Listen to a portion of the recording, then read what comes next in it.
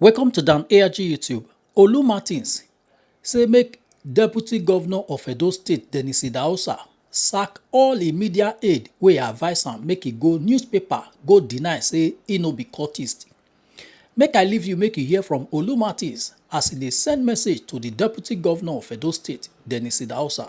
The Deputy Governor of Edo State, without mincing, was ought to sack his media advisors. And there are no other two ways to it. When I saw the attempt of the Deputy Governor, number two citizen of the state, in his attempt to debunk the claims of an unknown soldier, and I use the word unknown soldier very consciously, because the young man who made that post or who made that allegation, even though he has denied it, as far as I'm concerned, is inconsequential to the office of the Deputy Governor. Because my father used to tell me that you cannot make it to your friend's house if you must respond to every dog that barks at you. You're on your way to your friend's house, and maybe your friend lives in house 42, and then maybe you are starting from the close. All right, for those of us who live in First Act, you understand what I mean. And then a dog from house 1 barks at you, you throw a stone at it. A dog from house 2 barks at you, you throw a stone at it. You'll never get to your destination. Come on. I mean, some guy is first of all, he's not a retired Al Capone. He's not a functioning Al Capone. He's not a member of the Rainbow Coalition. Look, I know some guys out there who are, retired senior members of secret cults and who are helping to structure society so that society can be better. It's not one of them who made the statement. It's not the guy who made the statement. It's not an authority. All right, he's not an authority. He's not a police, not a security agent. And then the Deputy Governor of a state goes on national newspaper to debunk the allegations, or if you like, the rantings of a private individual, somebody who doesn't hold any office, somebody who is unknown, because it is the Deputy Governor that is making the whole thing suspicious.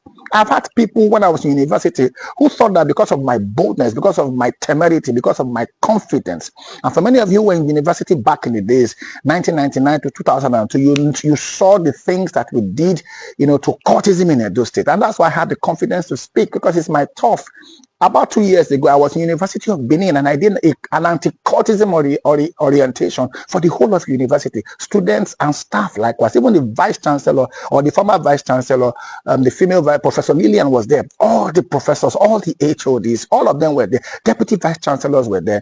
I did it at the Archideco auditorium, and I did 2 sessions a day.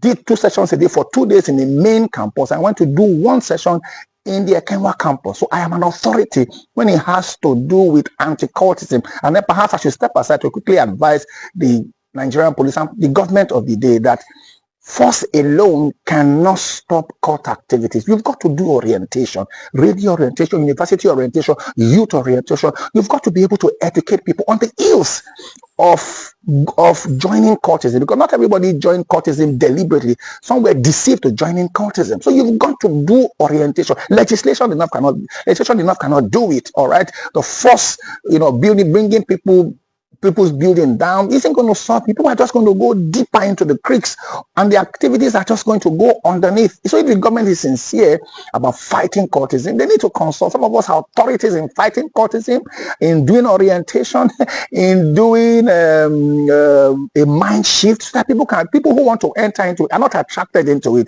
But this is not what this discussion is about. I didn't even know somebody accused the Deputy Governor until the Deputy Governor brought it to public space.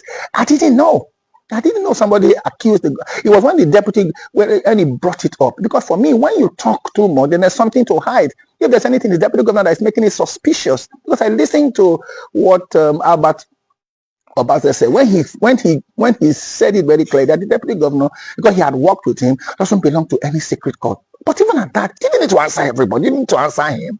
I mean, there are people who thought when I was in university, like I said earlier, I've never bothered to answer them, because he who alleges must prove. So if somebody accuses you, let him prove it. Except you guys have done something together in private. That's why you quickly go to the public and say, I'm not a member of a secret cult. I didn't like that I didn't like that kind of vibe coming from Edo State, and not just from Edo State, from the number 2 citizen of Edo State. So if I were the Deputy Governor, if I wanted to advise advise him. All his media aides should be sacked. Anybody that can advise him to go and respond to such an inconsequential accusation from somebody who is relatively unknown. And when I say relatively unknown, I'm not demeaning the young guy. I'm just saying that he is not enough to quickly drive the deputy governor to be running to national television. How many people are you going to accuse? I know people are going to respond to. So somebody comes up and says, "Oh, this my daughter used to work with deputy governor. This my sister or my girlfriend used to work with deputy governor. Deputy governor, and he alleges that deputy governor raped her. And so you go and respond. I didn't do so, or the deputy governor did it. Focus on the things that you have to do, and then do the things that you have to do. Whoever alleges, you must have concrete evidence. Besides, you're not under the radar. Nobody's investigating you. So I thought it was puerile. I thought it was idle for whoever advised deputy governor to be responding, to be retorting, to be rebuffing the allegations of somebody who many people do not know. We need to be focused in this state and begin to talk about the issues of development, talk about the issues of advancement, talk about the issues of consolidation, talk about the issues of governance, talk about the issues of policy formulation and how to implement those policies, not constant. Now we don't hear from Olu Martins. Let us know what you think for comment section. If you never subscribe to Dan ARG YouTube, try make you subscribe so that make you for the hear all the things where they happen for Nigeria. Make I leave you with this video, make you help us share. Thank you for watching Dan ARG YouTube.